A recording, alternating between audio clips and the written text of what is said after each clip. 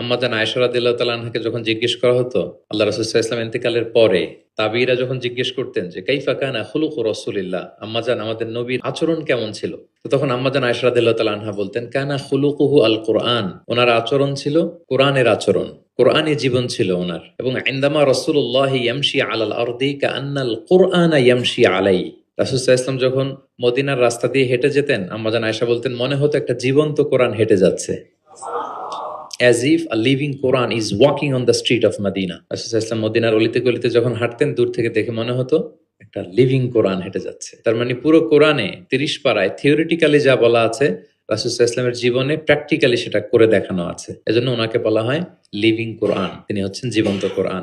এবং এই কোরআনকে রিসিভ করতে যেয়ে তিনি অনেক কষ্ট সহ্য করেছেন, আমরা জানি। তিনি কোরআনের ভার বহন করেছেন। কোরআন কিন্তু খুব হেভি একটা বাণী, যেন তেন কোনো কথা নয়, এটা আল্লাহর কালাম। এজন্য আল্লাহ তাআলা বলছেন ইন্না সানুলকি আলাইকা কওলান সাকিলা, নবী হে আমি খুব ভারী হেভি ওয়েট বাণী আপনার কাছে নাজিল করতেছি। এটা সাধারণ বাণী না। ওটের উপর বসে থাকা অবস্থায় যখন রাসূল সাল্লাল্লাহু আলাইহি ওয়াসাল্লামের উপর কোরআন নাজিল হতো, ওট মুহূর্তের মধ্যে দাঁড়ানো থেকে বসে যেত, ভার সহ্য করতে না পেরে।